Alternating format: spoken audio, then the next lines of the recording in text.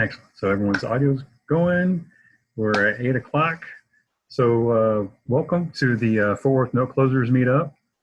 This was a little idea that I got encouraged from Randy Craven, Kimberly Banks Fawcett, Scott Carson. They both had mentioned that it might be a good idea to do something in Fort Worth. And quite frankly, they are right. If you're not familiar with the Fort Worth, Dallas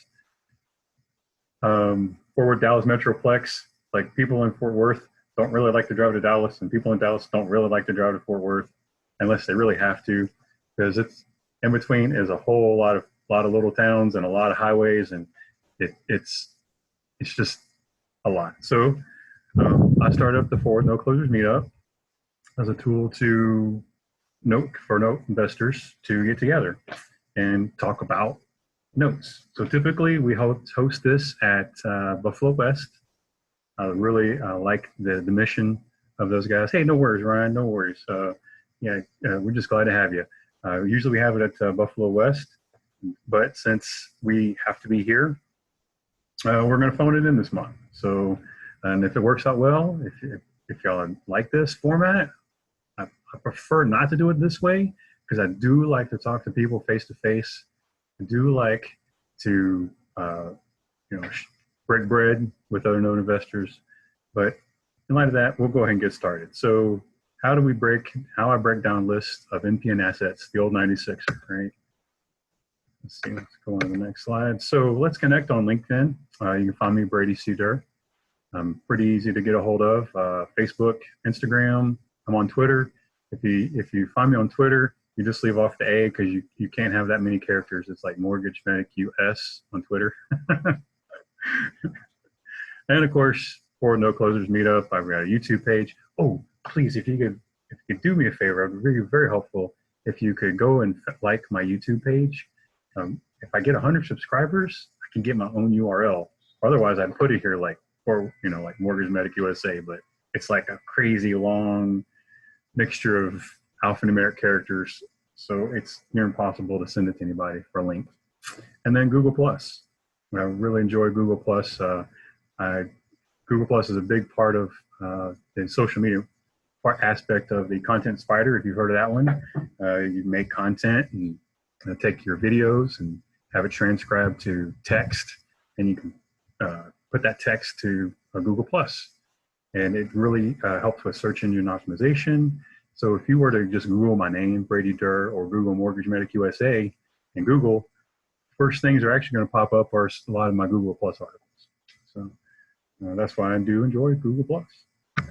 So a little about us, the distressed debt industry. It's, when I got to think about this, it's like, why do you throw good money after bad?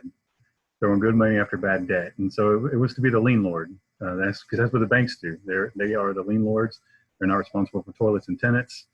And when I found out that was a thing, because I just knew my path was going to be a fix and flip, because I know how to gut kitchens. I've gutted 2 kitchens. I've gutted 3 bathrooms.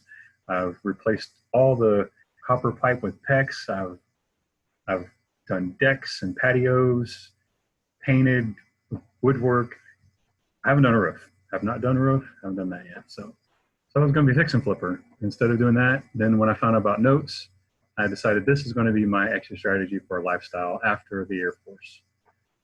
So this is my why. My why is my wife, who's helped me enormously, making sure I got this event set up today. She's helped me enormously with this event with 4 kids. Those are my whys: to create a legacy for them, to show them a path for entrepreneurism that necessarily maybe wasn't shown me, that I had to actually go and forge a path and figure this whole entrepreneurial thing out. And how did I get here? I got here because of Scott Carson. Yeah, quite frankly, a lot of his mentorship, his constant push for doing it better, harder, and faster, just diving in and getting it done. He's been a big part of that, and I will forever be grateful to him for him. But I'm not a guru. I'm not perfect. I'm sure I'm going to make some errors. I posted a link, posted an advertisement for this in a RIA Facebook page, but they got real upset with me because said they didn't follow the rules, but then the rules really weren't clear. And then afterwards, they threatened to boot me, but then they realized, oh yeah, the rules aren't clear. And, so I'm not perfect. Oh, and I think I posted, if you follow my Facebook page, Mortgage Meg USA, I didn't like the way the graphic looked. So I posted it and deleted it. And then I posted it and the graphic didn't look good. So I deleted it. And so I'm like, oh no, there's like 114 people that just got a notice probably that I posted and I deleted. Post and delete. So, I think about, those type of things and how they annoying people, with unnecessary notices. But I'm not perfect, and I'm not a guru. I'm not pretending to be one here. I'm not selling anything. I don't need those disclosures because I'm not selling and you're not buying. So, so we're just going to take a look at how I developed my processes for breaking down some tapes tonight. And you might have a better process. Maybe you learn maybe some nuggets of little something or other you can take from and make it your own. So my objectives are to go through how to set up my spreadsheet columns, create calculations, do some online research, and track through the bid process. And so yeah, that's my objectives for today. So here we are. I don't know if you've seen this movie, The Old 96er. I love John Candy. Let me make sure I mute that guy. Let's see. All right, I'll mute you. Gotcha. Got you muted there. Muted you too. Sorry.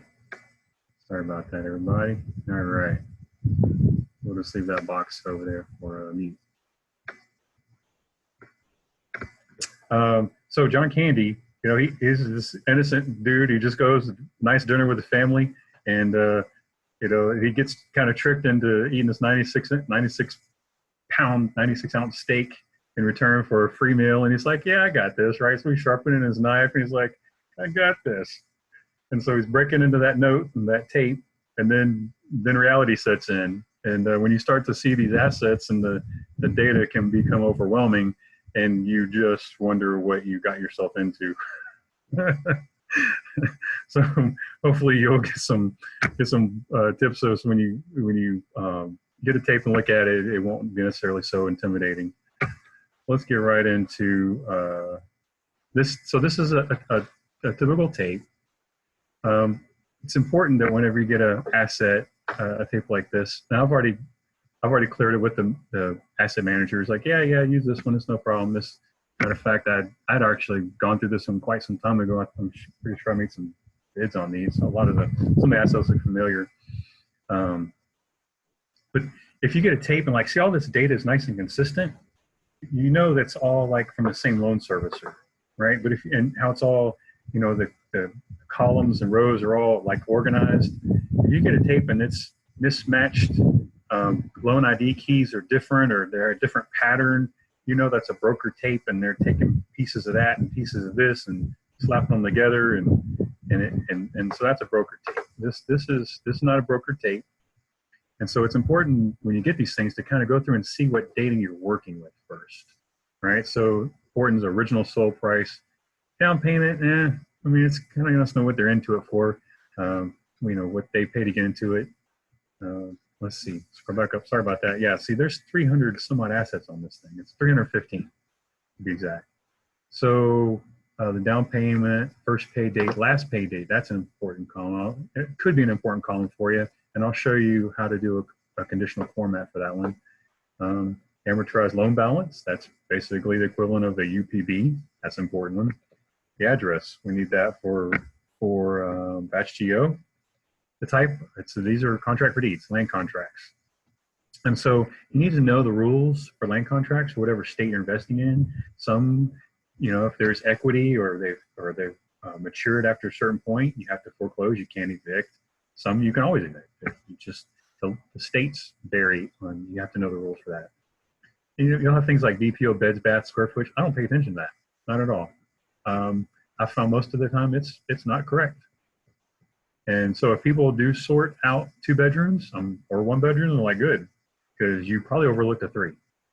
That's just happened to me so many times. And the square footage, I don't trust that either. Year built, if your age is something big to you, then filter out age. It's not really a big deal to me, as long as a 100-year-old house has good comparable values, it's fine. Owner occupancy, I don't pay that much grain of salt either. Monthly income, I don't really pay that much grain of salt, but the P&I, I do. I pay attention to that.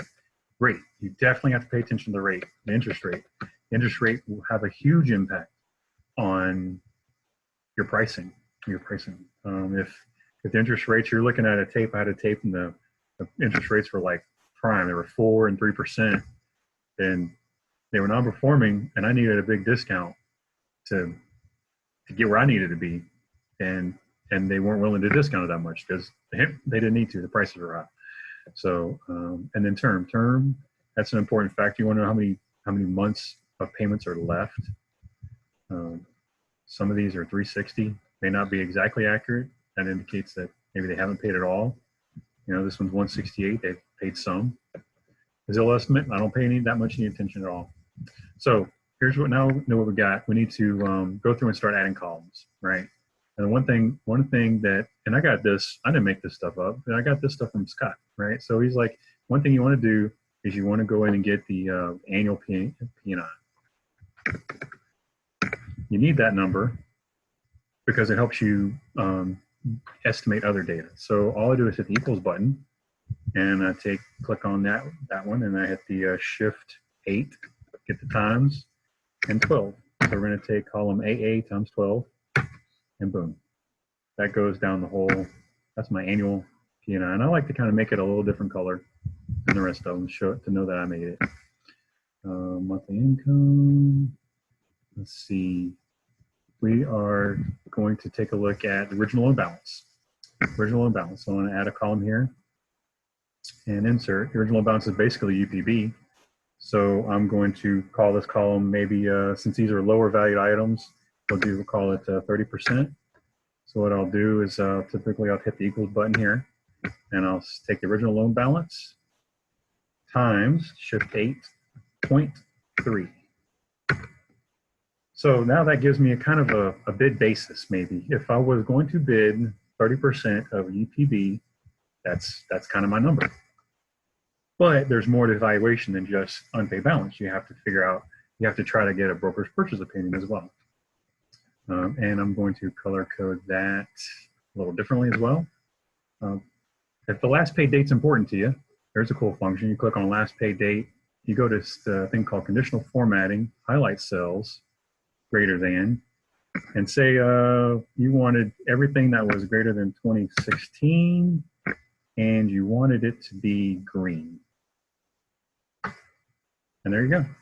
Those are assets that have paid something within the last year, right? And so that might be a good piece of information to have in your arsenal, to know that they've actually made payments, some sort of payment recently. Let's see, of course, due date, yeah, they're all overdue, right? So what's the point of that? So in here, on amortized loan, I'm going to insert some values here. I want to know the amortized original loan balance. Here we go. I think this is the column I want to do. Yeah, I should do this one, sorry, 30%. So this is what's left. Oh, I'll show you another cool thing that I do too. That reminds me. So 30% of this value will do equals of the UPB times 0.3. So that's where we're at with that one. Now, another thing I like to do, and it's a wag, but I kind of call this equity. It maybe not necessarily be equity, but if I take what the original balance minus what's original balance minus what's amortized, and let's see if there's any equity. How much have people paid into their loan? And because there's a mental thing, they're like, well, I've got X number of dollars into this, I might as well write it out, right? And so sometimes what I will do with these is, and let me color code these right, is I will get rid of the assets that they really just don't have that much equity in, right? Because what negative equity. Like you're just so far behind. You must not have really appreciated your place that much. That's just my thought process, that you haven't really put much in your place, and so I'm looking at rehabbing borrowers that want to be rehabbed. So some of these I might just go ahead and just take all those off, right? Get rid of those off, get those off my list. It's not necessarily specifically equity, because some of that's principal. I get that. Maybe I call it payments or something. Paid might be a better description. Just kind of what skin in the game do, and after they paid their down payment, what level of skin in the game do they have in this asset? And I can get rid of this column. Get rid of that one. I didn't do anything. Okay. So now that I have this number, this number can be a guide for a bid, a place to start. And so if you simply, that's where you were going with the, I'll make this column here. Let me get my thought process. Okay, so if you just took your bid and you divided it by your annual, column AE, that's going to give you a percentage yield, right? Let's see, amortized loan balance is current UPB, correct? Yes, yeah, I do believe that's what they're trying to say. Their amortized loan balance is the UPB. This original loan price, original loan balance. I think there's numbers, if you look at the difference between column FH, the difference between F and H is G, the down payment, and L represents what's still due. And it might not include rearages. I'm pretty sure it probably doesn't include late payments and all that other, the quote rearage account. So anyway, yeah, hopefully I answered that question for you. So yield. So let's go back to yield. So we take column M, so we hit the equals button, not the plus button, and we take M, and we divide that by this, boom. We should get a yield. Let me convert that to percentages. Reverse them. I think sometimes I get these backwards. I think I might have got it backwards. Let's take annual.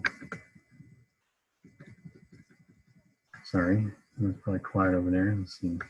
Divide that. Yeah, that's better. Okay. So if we were to reinstate with the existing terms, and we didn't change their P&I payments, we just got them to reperform, and we bid at 30% of the UPB, this is generally what we're looking at for yields. So that's just a number. Now, that number does not include loan servicing and those type of items. So, which non-performing assets about $80 a month, performing assets $20 a month, or 90, 80. It's in my calculator. I just throw in the values there. And another reason why we're doing this is because we will be taking all of these data points and we're going to I'll plug them into my ROI calculator to get better evaluations. Let's see. All right, so now I've got some basic data here. Now, now we need to add some other columns for this. Hope I'm not scrolling around, and I hope the quality is good. We were kind of worried about the quality when we did some tests earlier today. Oh, parcel. I want to point out parcel number. Parcel number is good to when you're going to back and forth with county records. But just double check the parcel numbers. Like this one, truncated. That's basically a Google truncation. I mean, not a Google, but an Excel, function that it does that. And this is probably a duplex kind of deal. But it's always important because when you're buying notes, and well, these are land contracts. So, you're buying a parcel. more than you're buying anything else. So it's important to make those correct. So let's add some other columns in here. I want to know, I always like to grab the Google car. You know, it's important to drive the Google car. I like to track the, I like to try to get crime data. Basically, if it's high, medium, or low, I definitely want to get the my BPO. My BPO or CMA or whatever you want to call it, right? Just my value, estimated value, and then it's going to be the discount. Then I'm going to figure out my CMA is, and I'm going to let's just say where I'm going to discount it at 50%. I want to know the taxes, and oftentimes when I find the taxes online, I'll either post the number there or post a link. I'll either say current, and I'll link to the county tax site, or I'll post a phone number, or actually I post a link. That's what I do. I post a link because then I always go back and call. Get on the phone. Hey, could you tell me about this property? I'm trying to figure out if there's any liens that aren't maybe posted online. Got to have that conversation. I love talking with code. That's like my favorite folks to talk to, because you know, I express to them, you know, I actually get a lot of information on the street. You know, are you aware of that street? Is there any problems? If I got these people out of their house, would it make your life better? And amazingly enough, I've actually had several code enforcement people say, yes, you would. Matter of fact, I won't even go to this property without the police. Like, he makes the whole neighborhood horrible. I've had code enforcement send me pictures of assets. So, I definitely want to talk to the water department. And I want to talk to the code, water, and then, power. I always call the power company to see if the power meter's on, power's pulled. Sometimes they'll tell me when it's being reinstated. You know, you just never know what power company is going to give you. And then a realtor. And then always get either another realtor / BPO. And then in here, I'll post their name and their phone number, just kind of like a follow-up. I'll track how I contact them in this temporarily if I do decide to place a bids. But I'm just setting my sheet up now. Let's see. I need another column for rent, right? So rent. So those are kind of how I set up my sheet. So I've got, you know, already some estimation of values. And notice I hadn't even, and I don't even start eliminating like states, because I want, and if I do decide to go expand my view into other states, I want these values in here, I want them to transfer all the way down, right? So I don't really eliminate much until I get all my sheet prepared. And because if I go back and then now I want to take a look at some Georgia assets or Alabama assets, and if I've already eliminated those out, they might not transcribe down. So my calculations, in other words. So now really I'm going to just really focus on Indiana today. I don't know. I've had an affliction with Indiana. That's where I've been placing most of my bids. Oh, look, yeah, I recognize that one. Yeah, I recognize that one. Oh, yeah. Okay. So, yeah, some of you guys too, if you see this, you know, this around these type of things, you're like, oh yeah, I recognize that address. they kind of get to you after a while. You kind of get to see them quite frequently. So now that there might be some other factors I want to go and look and eliminate. Let's see, you know, let's take a look and eliminate folks that don't have much paid in, right? And I want you out. I want you out. You know, you just don't have any equity in your place, man. Let's get all the. Okay, I mean, let's shorter, right? So, you know, you've got to kind of figure out what you want to get rid of. And so now I've got this. Now I can take these addresses. Y'all know this. When you copy and paste, Control C. Now we're going to get a little moving and shaking in here. So go to Batch Geo. Okay, now Batch Geo is make sure you save that as your favorites. That's the site everyone talks about. Let's see, and then refresh this here. We're going to go up here, and you're just going to paste Control V. Oh, one of those keys. Control C, Control V. And you should see. Make sure that your states actually show. If that doesn't change in the background, you didn't paste them right. And then map down. So it's got 23 assets it's going through. Boom, boom, boom. You know, if there's some towns you know off the bat, you're like, ooh, no, I don't want that town. You could go ahead and in your spreadsheet, just chop them off if you wanted to. So, sure. Let's see. Hope I am recording this. Am I recording this? I don't know. No, I don't mind if you record it. Am I recording it? Anyway, if not, I'll do it over again. So, let's see. All right, so now we've got some assets here. I'm gonna zoom in, take a look at some of these. You know, you might mop here. So I like to grab the, let's see, what flow town is this? Okay. So let's click on this one. And here we are on 617. I don't know why it's doing this. It was zooming in a lot closer. So one of the things I like to do is go, okay, how does town does this look like? Does it have a town center? Yeah, it does. And then I want to take a look at the satellite view because I want to look at, you know, their train tracks. Is there a huge, you know, like cement factory next door? Not bad.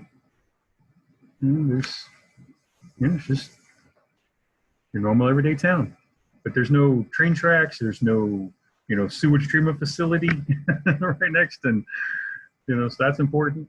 So there's this little apartment complex here. That might be an issue. Let's see. Let's zero it in. So there's that apartment complex, and there's our asset. And now take a look. This Google is dated August 2013, and I always like to try to get the house number. So that's 1615, and we need to be at 1617. 1617. 1615. This one's probably 1617. Behind the trees. It's the one behind the trees. That one behind the tree. With the trees. So we found, now I'm going to leave this here. I am going to copy this address. This address is important because I can go into Zillow. Oh, share this little trick. I love this little trick. No, I don't want that. Okay. So when I punch the address into Google, one thing I try to look for is see where it says 0 photos, 0 photos. 1 photo. Some of these have 1, some have 13, some have none. So I look for that because I want to see if they have a photo. Wait a minute, 1620, that's not the right address. This is 1617. Why give me 1620? Let's just punch it right into there. Nope. Let's see what 1617 pops up with. Ba-bom. Ooh, look. 6 photos. And look, no trees. Okay. Ooh, there's a garage. Ooh, workshop. Paneling. Eh, just a regular, you know, even that countertop even has a lip on it, so you can't spill stuff. Corner sink, right? Photos are dated 2011. There's some photos. At least you know what it was 2011.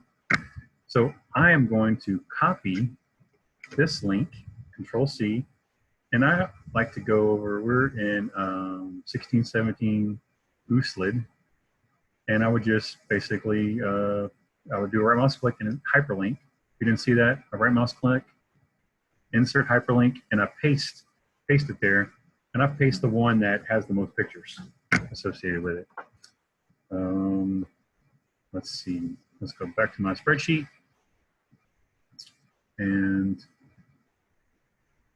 1670, I need to copy that address again, because we need to go over to Trulia, and we need to take a look at the crime.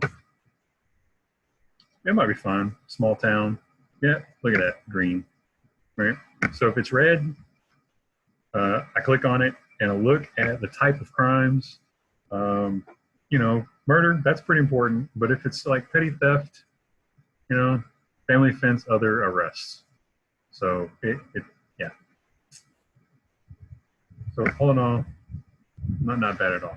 And while I'm there, oh, also while you're in here, look in the description. Sometimes you can find out if it's a 2, it's a 1. And I think they said when we were over in Zillow, let's see, this realtor site, it said a 2-1, 1,000, which is another column I forgot to add that I like to add. I like to add a column here, and I like to call it insert. I call it click. Come on.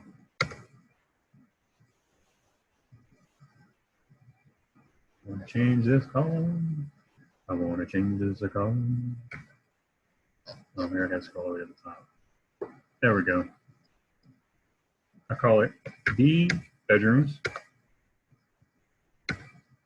bathrooms, garage, and square feet. So we know this is a 2-1-1 because we saw the picture. We saw the picture of the garage, and it's roughly 1,000 square feet. Okay. Now, how does that compare to the ID over here? Yeah, it was spot on. you never know. Wait a minute. I'm in the wrong spot. Last 2-1-1,000. Now, okay, 2. Look at that. 1 bedroom, 2 baths. See what I'm talking about? If you would have just filtered out by 1 bedroom, you would have missed out on this. I mean, you know, now we're still not done, right? This might not be still worth anything because we need to take a look at values. Now, if you just, let's for example, let's go back. If I just were to punch in the address and say I clicked on the Zillow link, let me show you the difference between this. So yeah, here's Zillow. Zillow says rent is $650, so that's a good number to get as an estimate, which you can double check with Rentometer. Okay, so that's okay. So now what happens when I close off? It's like, whoa, what's with all these properties, right? It's way too much content. Well, let's dial this down a little bit. Let's go recently sold. Let's do home types. We only want to look at houses. Okay, makes a landscape, but look how zoomed out we are. Well, watch what happens. Check this out. This is something you have to punch it. You're into Zillow specifically into the search bar. Close this. Okay, it's the same content you had. Actually, sometimes I've actually had photos pop up like this. It is strange. All right. So now look. When I zoom out, I can see. I can look for comparables. Look at this is quite fascinating. Look, there's a house. It was much larger, 60. We can put in bedrooms 2. Let's see, there's one for 30. Not a bad little house there. Probably needs just as much work as that other one did. And it's sold for 30. just last year, 25. The reason why you need this data is you need to know for your exit strategy. It's one thing to just buy an asset because, and if they get to perform, they pay. But what if they don't? And you have to take back the house. Can the local market support you taking this house, putting 10, 15,000 into it, and then getting your money back out of it, or seller financing it to a turnkey renter, and one of the reasons why you do, that does make sense, is, if you can get the property cheap enough, and you can put some $10,000, $15,000 into it, even if you could make 20% of your money, the money you make on the seller carryback note is infinite money. So even though like these assets, I'm looking at here, there's 20, 30. I mean, my BPO on this is probably closer to 13, between 13 and 19. There's a 28 here. Sold for 27.5. That's in move-in ready condition. So with a nice, deck. So you see photos. So I'm probably thinking my BPO on this one is closer to 13, if as is. Now, if I needed to put 20,000 into it to get it up to this space, now there's this. Now this is a 3-bedroom, much larger house, right? So, that's where you kind of have to. We're gonna have to definitely get a boots on the ground realtor to double check our estimate. Like, can we ink out? Can we get closer? Like, maybe there's some values that haven't been posted yet. Maybe your realtor on the boots on the ground can see other assets and help you to see something that you're not seeing. But at least you'll know, hey, if I put 13, maybe I can just turn it over to someone else to try to fix it up themselves. Just sell it and get some money out of it. So let's see what happens if we put in our bid, yield, paid. Let's see if I go over here. Let's see, realtor. My CMA. So if I put 15, let's see, that's a 15.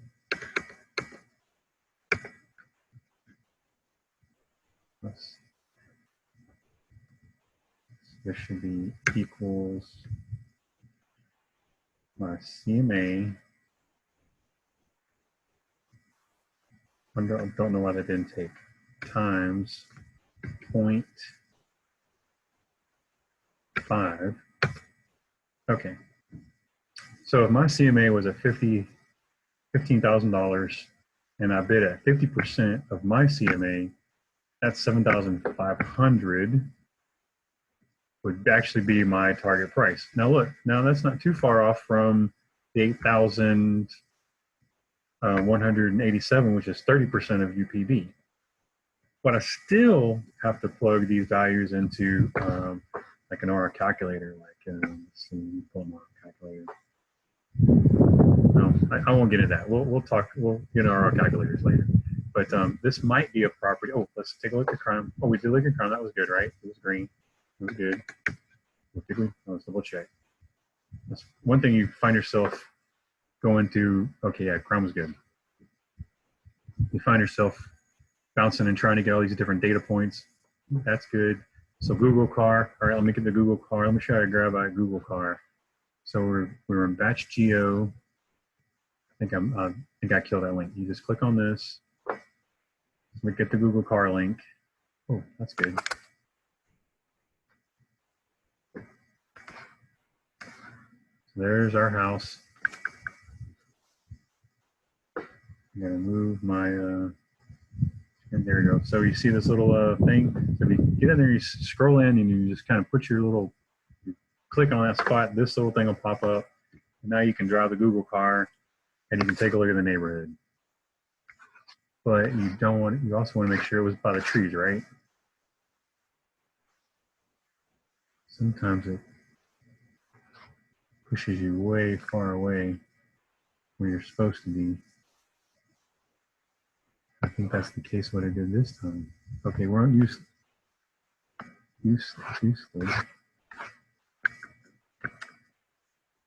Was the house behind all the trees?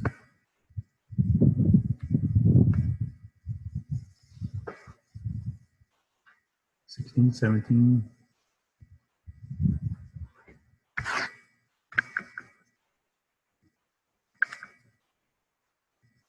Oh, sorry guys. We were there, weren't we? I found pictures of it.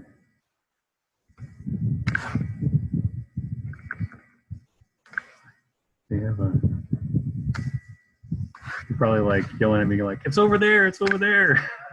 We were driving down the Google car. 8 o'clock at night. Okay, there's an apartment complex. Ah, here we go. I think I found it. There you go. It's right there. It's that little house. I think it's that little house right there. Yeah, because that's 15. That's got to be 17. Okay, so I'm going to capture this for what it's worth. So you click those three little dots, share embed, and I copy this, and then I just go over to my spreadsheet, and then my Google. Oh, that's one thing I also get. I got to get the date. This is August 2013. So my Google car, August 2013. Maybe I'm getting too much data. I don't know, but I figured why not go and get it now? I can always come back and grab it later. Click the links and get photos if they work out well. So, all in all, I'm kind of fine with this asset so far. Especially if I can get it at maybe 7,000. I might need to lower my price when I put in my calculator. I'm willing to call to find out taxes, code, water, power, and call a realtor, liquor rents. Oh, they said rents were $650, right? Which is bottom of the poll, but that might be pushing it, so I have to verify that information. So you just start trying to fill in your data points, and I want to change these to look different than what the spreadsheet looked. So actually, no, let's not do that. Let's do it like this. Yeah, okay. So that way it keeps the rows across. Now, I might actually just go and flag this one as the light green, and put it in my, and then do I have a column for notes? Can I put the notes in here? Taxes, insert, notes. Let's see. And one of the downsides, it looks like it was the next department. And it's a little rundown, but maybe things have changed in this year's, and also there were quite a few sales. So let's go apartments. Let's see. I had trees, and it was a little rundown. Maybe call it aged. So, and it might be, if you find some other great deals, better deals, that might be the one you just strike off your list. So I definitely know when you can strike off your list, and I'll show you why. Let's go to, I'll show you this one. So I can find this. Is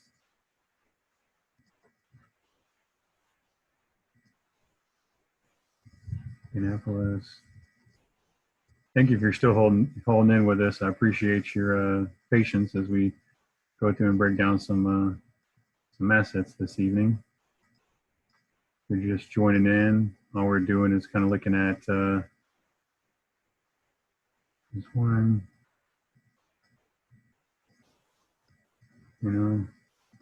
Like some of these, like these are really rural, so you might just even want to strike them off your list altogether. It's like, if you're just not into small towns,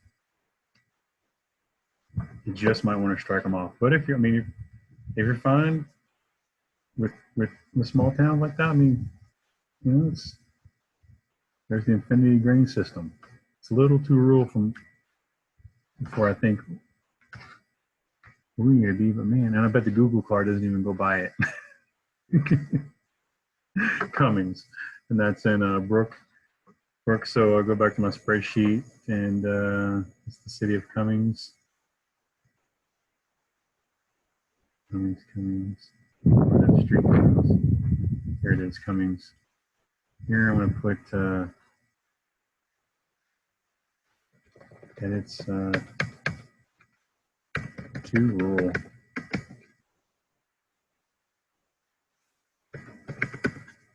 Okay.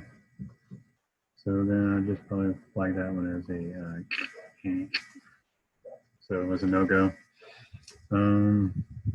Let's see. So say we go through and we do all this and we find several that we like. We're like, oh, I like these. I like these. I got the bedrooms, or maybe a two bedrooms not my style. Now you got all this data, right? I got these data points, but we have some unanswered questions. We don't know taxes. We don't know the code, water, power, realtor, BPO. So now we can go find that stuff, and we know the county. So the county is Grant County, Indiana. Let me move that ID back there. Let's see. You notice it starts making all these tabs across the top. Grant County, Indiana, Texas, tax assessor. And here it is, Grant County, property tax and payments. Usually if you get on here, there's a link. Search for property tax, click continue. Oh, look, you can search by name, parcel, address. What was that parcel?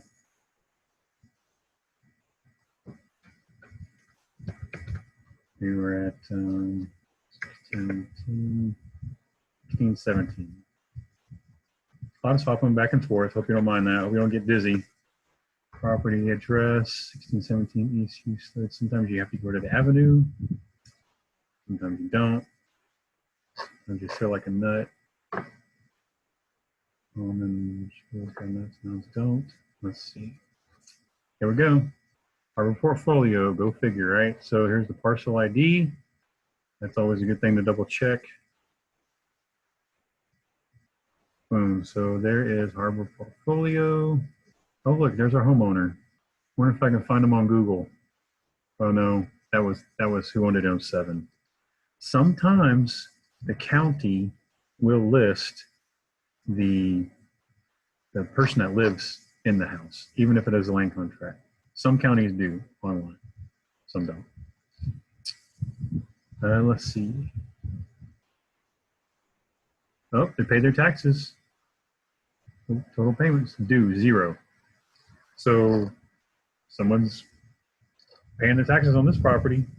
Now, this thing has been sold a while back. Ooh, here's another cool thing. Sometimes GIS mapping can find you more data. Some of these GIS maps have a lot of information, like pictures of the property. Yep, especially if it's Elevate. But sign as a guest. Let's see. But with Elevate, you have to pay. So there's our property.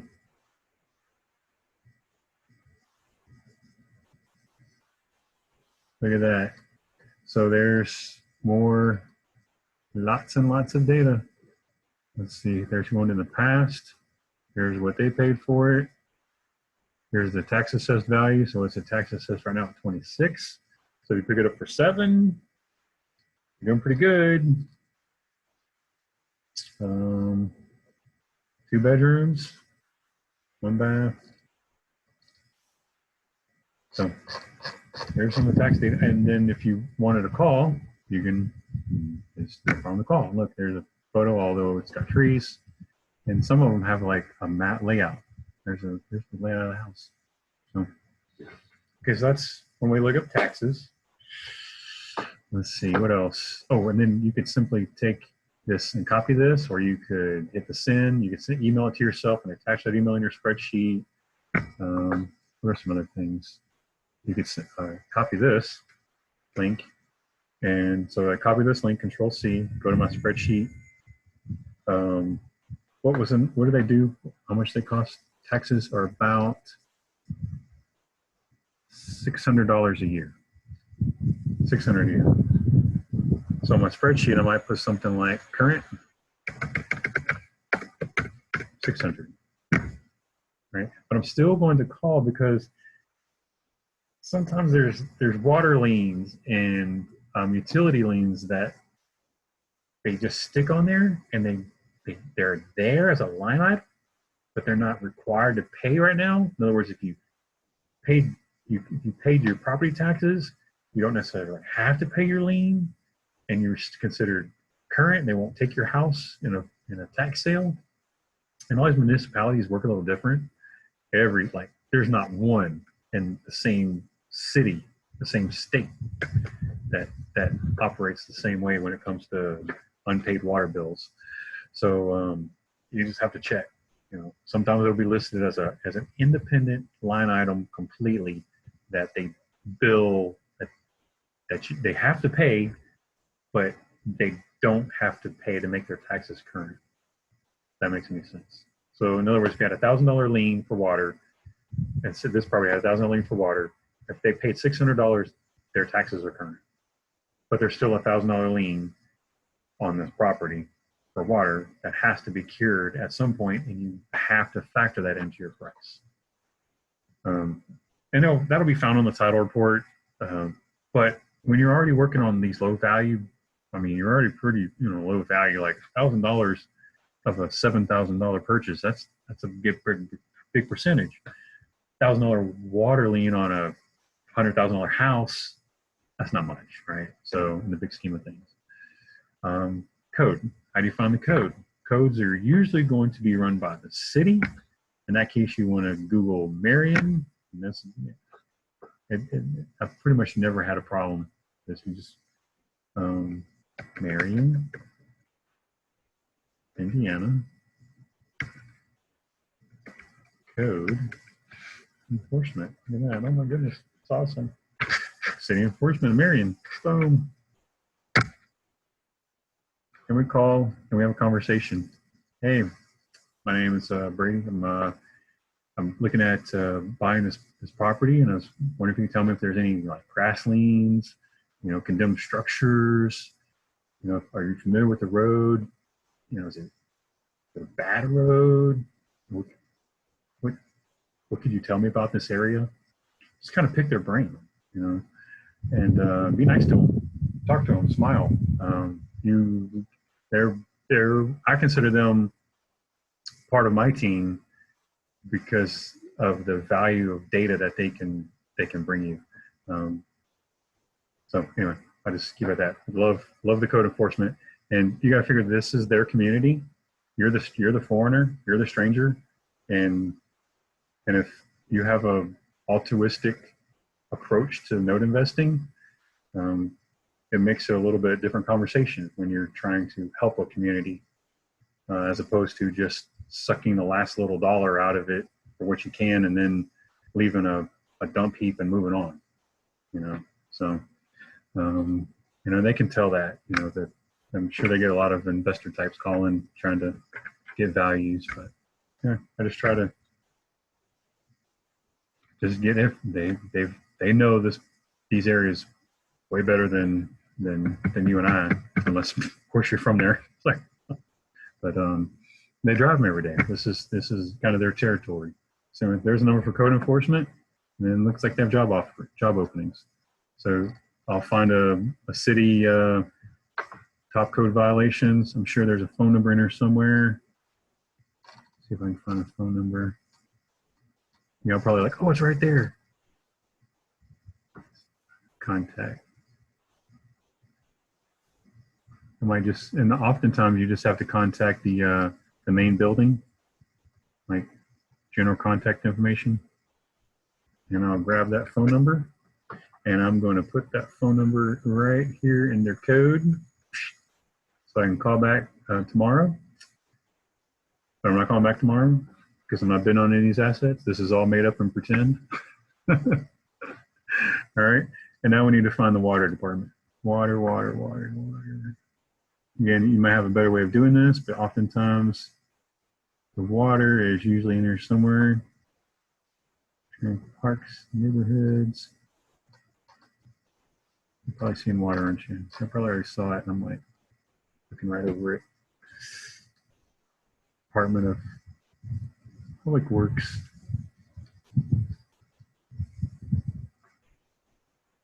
Where's the water?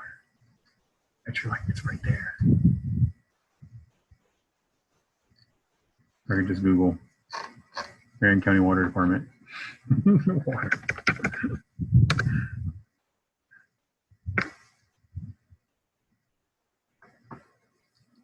Wastewater.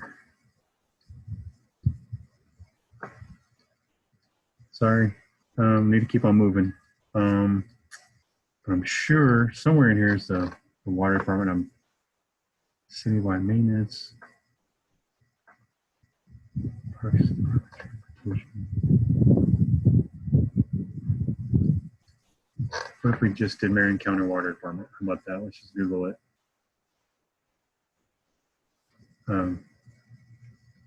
Marion,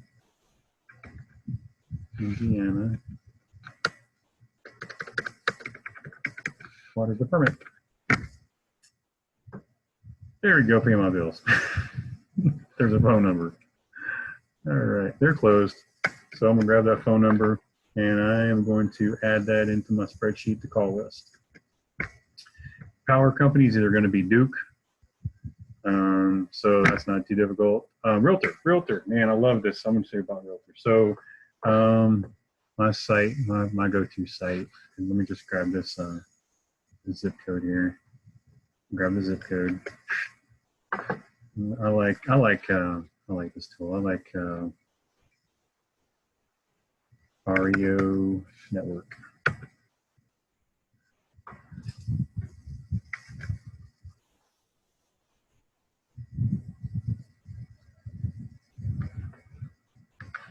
I like REO Network because there's Marion and there's the realtors. And so one of the things I try to do is I try to figure out, okay, who's close, who would be willing to just maybe if they drive by on their way to work. I try to like who's over close by. Then you can also vet them like by reading their description, like Joyce King, realtor, ABR broker, full agent, large company. I'm looking for someone that like does, like BPOs. Oh, look at that. Been doing BPOs since 1994. Boom. Barbara Messersmith. So I might just grab this contact information here because it's really dark. I mean, it's night. Sometimes you can just send me an email. Hey, my name is Brady. I was wondering if you could contact me about this property. And all I do is I put the address and my logo. Let's see. So when I go to Outlook, I'll just do email. All right, and so this is kind of like I have my email. I have like here's my social media icons, and they actually work. All right, and I'll just say, hey, if you have a moment, I'd like to talk to you about this property, and that's it. I leave it like really open, because trying to get them inquisitive, because it might even take a couple of minutes to punch it up in the system and go, oh, who owns that property? Why is he interested in that one? And it might actually do a little bit more research before I actually even make a phone call. So let's see. So I'm going to copy this information and I'm going to paste it in my realtor number 1. So hopefully that'll, oops, sorry, I launched the screen there. Let's see, we're going to wrap text on that one. It does look like it dropped that to a different screen. Control X. And we're just going to add this phone number right in there. So at least I've captured who I want to use, right? Because also I'm trying to do is just capture my data points. So we've been at it at an hour tonight. We've just hit right at an hour. So I think at this point, let's see, does anyone have any questions? Let's see, it looks like there might be some questions.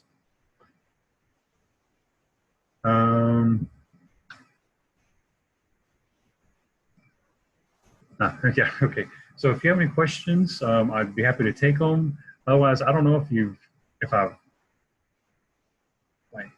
this has been beneficial to you, this is just how I go through breaking down tape, finding assets that might be worthy. It's time